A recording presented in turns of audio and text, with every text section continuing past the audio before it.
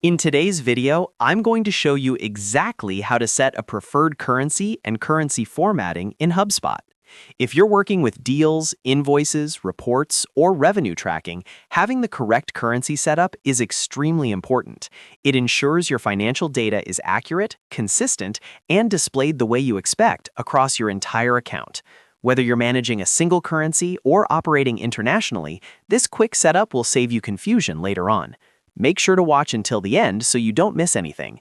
And if this tutorial helps you out, be sure to hit that like button and subscribe for more simple HubSpot guides. Let's get started. The first thing you need to do is log into your HubSpot account. Once you're inside your dashboard, head to the top right corner of the screen and click on the settings icon. It looks like a small gear. This is where all your main account configurations live, including user preferences, account defaults, and financial settings. After clicking the settings icon, you'll be taken to the main settings area. From here, look to the left-hand sidebar. You'll see a list of different categories that control how your HubSpot account behaves. What you want to click on is Account Defaults. This section controls the foundational settings for your entire HubSpot account, including language, date format, number formatting, and most importantly for this tutorial, currency settings. Once you're inside Account Defaults, scroll down until you find the Currency section. This is where you can manage your default company currency and adjust how monetary values are displayed throughout HubSpot. Depending on your subscription, you may also see options for managing multiple currencies if you're working with international customers. Now, in the Currency section, you'll see your current default currency listed.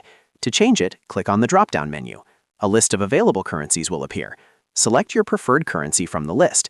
For example, you might choose US dollars, euros, British pounds, Canadian dollars, or any other supported currency, depending on your business needs.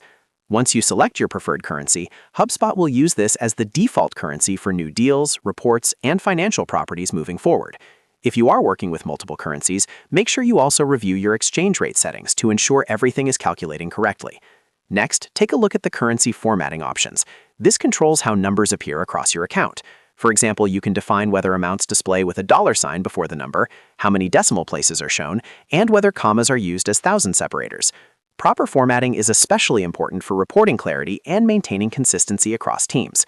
Adjust the formatting options according to your regional or company standards. For example, in the United States, you might see $1,000 displayed as 1,000.00, while in some European countries it may appear differently.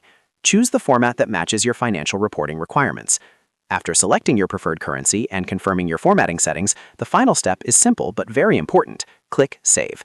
This ensures your changes are applied to the account. If you navigate away without saving, your updates will not take effect. Once saved, your preferred currency and formatting settings will automatically apply across your HubSpot tools, including deals, quotes, reports, and dashboards. This helps prevent errors, improve reporting accuracy, and ensures your team is aligned when reviewing revenue data. And that's it. You've successfully set your preferred currency and configured currency formatting in HubSpot. It only takes a few minutes, but it makes a big difference in keeping your financial data clean and consistent.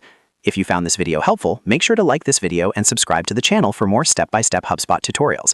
I post simple, practical guides to help you get the most out of your software. Thanks for watching, and I'll see you in the next video.